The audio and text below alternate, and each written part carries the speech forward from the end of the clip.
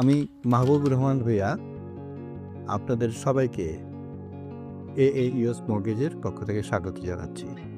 আজকে আমি first time home বায়ারদের জন্য পারচেজ কন্ট্রাক্ট এবং রিয়েলিটররা যখন পারচেজ কন্ট্রাক্ট প্রিপেয়ার করেন তখন কতগুলি ইম্পর্ট্যান্ট এবং সেন্সিটিভ ডেট উল্লেখ করা থাকে। সেই ডেগুলি নিয়ে আমি কিছু কথা বলবো। প্রথম হচ্ছে আপনি দেখবেন ওখানে একটি বিষয় আছে ডিউ ডিলিজেন্স পিরিয়ড কিংবা due diligence date. Typically due diligence date 5 days অথবা 7 ডেজ থাকে, অর্থাৎ যেদিন আপনি কন্ট্রাক্ট সাইন করেছেন তার থেকে 5 দিন কিংবা 7 দিন যেটাই উল্লেখ করা থাকে সেখানে।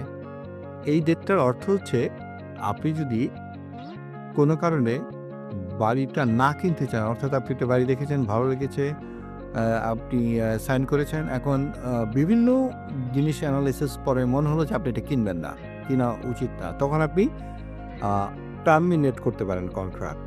তখন আপনার যে আর্নেস্ট মানি চেক যদি আপনি দিয়ে থাকেন তখন এই আর্নেস্ট মানি আপনার রিফান্ড হবে।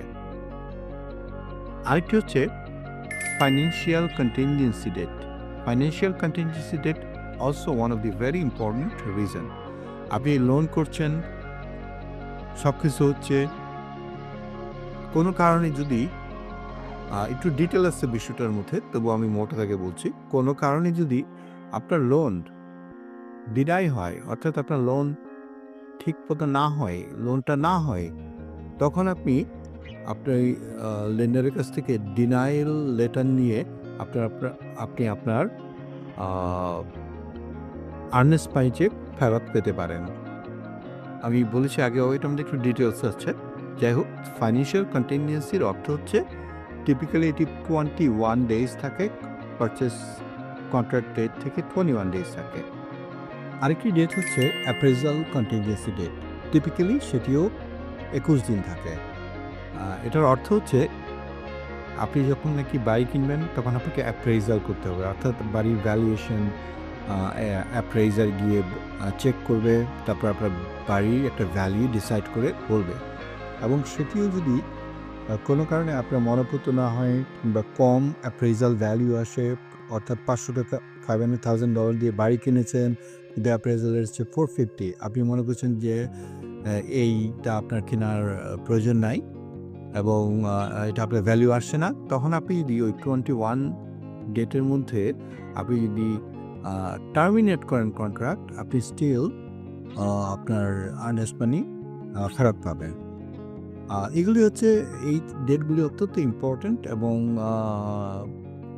অত্যন্ত আপনি নোটের মধ্যে রাখবেন। এগুলো অনেক সেন্সিটিভ ডেট। আরেকটা হচ্ছে closing date. Right, closing date হচ্ছে যেদিন লোনটা ক্লোজ হবে, লাস্ট ডেট হবে, এবং সেটিও আপনি ক্লোজিং টাইমের ভিতরে ক্লোজিং শেষ করতে হবে। কোনো কারণে যদি আপনি না করতে পারেন তাহলে আপনি আপনার আর্নেস্ট মানি ফেরত পাবেন না। আর মাঝে মধ্যে ক্লোজিং ডেট আগে পরে করা যায় যদি 2 রিয়েলিটর সম্মতি থাকে। তো যাই হোক, আমি সামারি করছি: due diligence date, financial contingency date, appraisal contingency date এবং ক্লোজিং ডেট। এই ডেটগুলি আপনারা সবসময় নোটের মধ্যে রাখবেন। Thank you.